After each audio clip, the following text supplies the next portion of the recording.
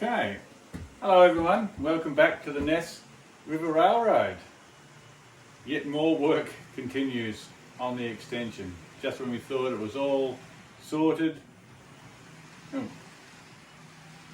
little bit more work continues. So what I've ended up doing here is I have extended out the bench work ever so slightly, just to open out the radius a bit, but also I wanted to avoid having a tunnel in this little section here.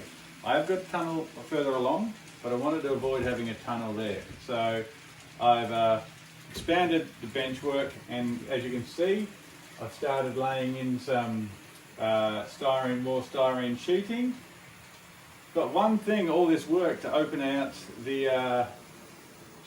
all the radius and ease up the gradient, I can actually run my daylight excursion train on the extension. Must be a bit of grot over there. When I first built the extension, I couldn't actually run it because I run the kinematic couplers, really tight couplers, and I've also got tighter than normal couplers on my locos. Now I'm missing one of the A units because he hit the ground and broke his motor, and the Kato online parts department is not working currently, but it still looks pretty good with just a PA and a PB unit anyway. Actually probably looks more streamlined. But there you go, it's running really well, and I love running this train. It doesn't fit in with any of the era or anything on my layout, but I just love having it run, watching it snake around the layout. So as he disappears back down underneath there, I'll wrap up this section, I'll flip the camera around, and I'll go through a few things of what I've done recently in the last week or so on the layout. Righto, I'll disappear while it disappears.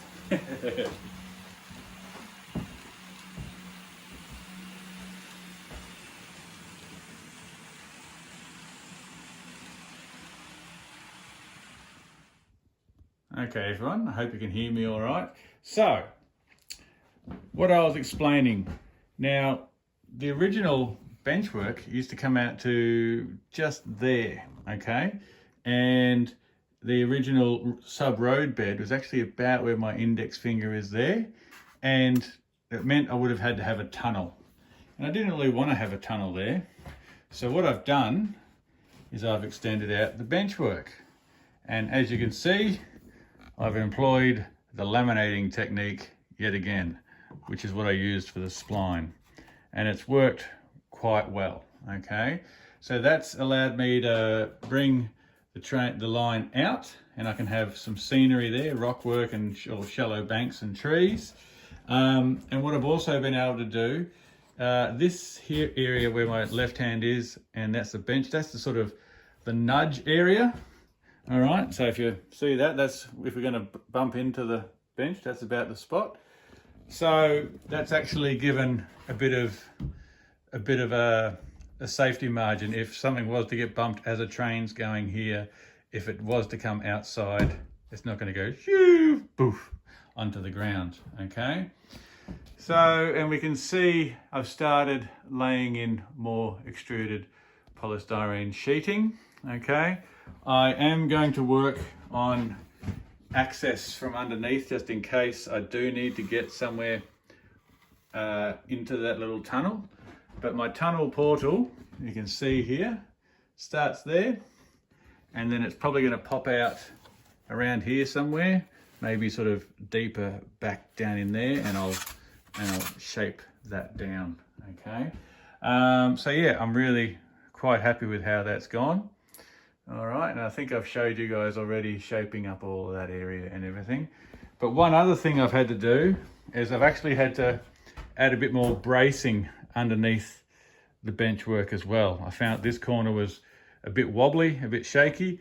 You can see further up underneath, Mind My Mess, there's other bracing there. But I've just braced that back to the wall because I didn't want to have a leg straight down here that we might walk through and kick and things like that. All right, so what I'm going to do now, after showing you guys this bit of progress, I'm going to explain a few things about the way I can run on this layout, because some people seem to think I can't do continuous running. Well, I certainly can, so hold on. All right, everyone, so continuous running on my layout. So this original part here, now we've got to remember the layout was originally built to go around the room. I didn't have these turnbacks, okay?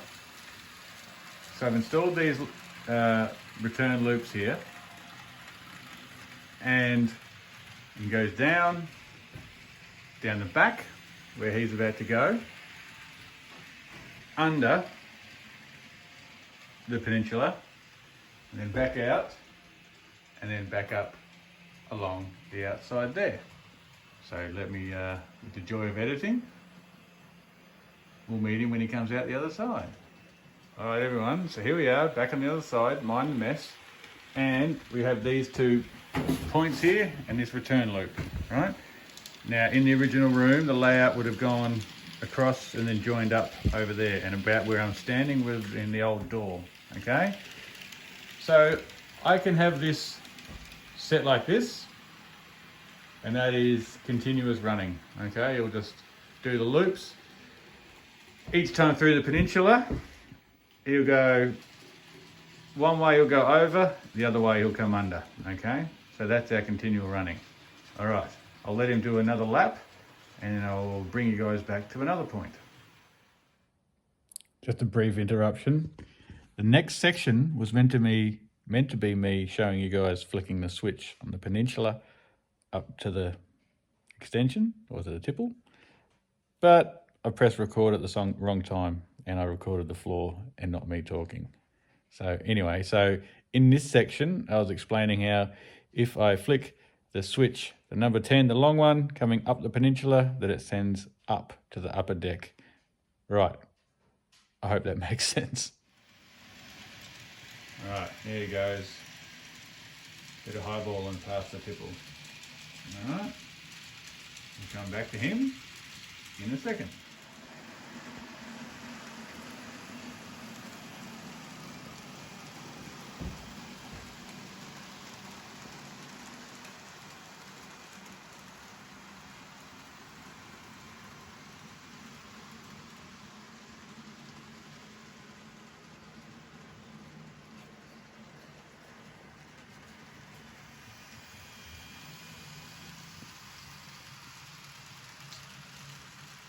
Okay.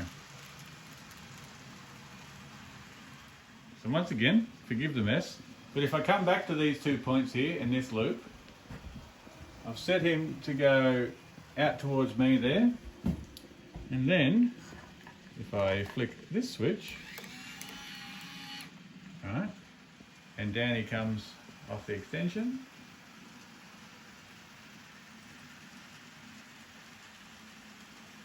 There we go.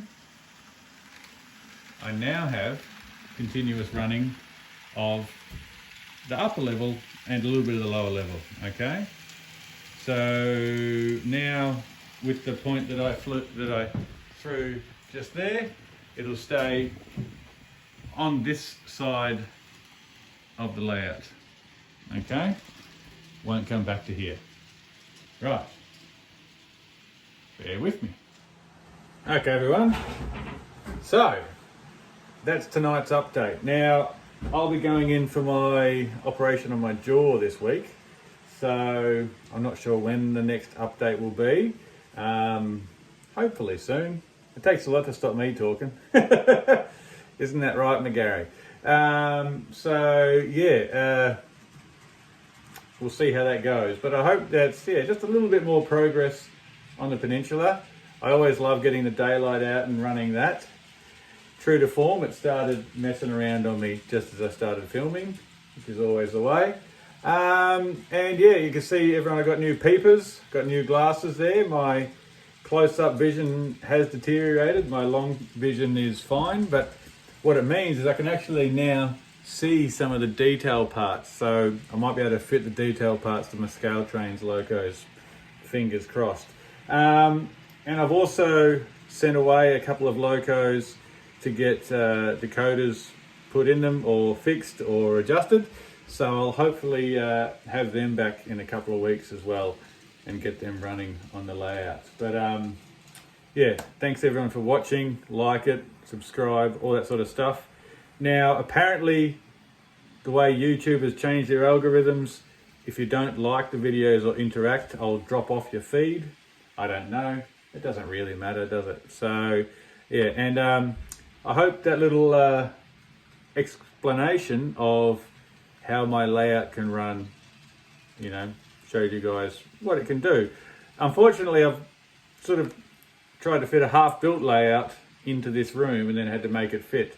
And I really like it. I think it's a good variety of running. It's not just, you know, set and forget like it is to a certain degree, but you still have to be aware of certain things. So I like the way it's running at the moment. So anyway, thanks for watching, everyone. I hope you're doing well where you are, and I'll see you all in a couple of weeks. Cheers.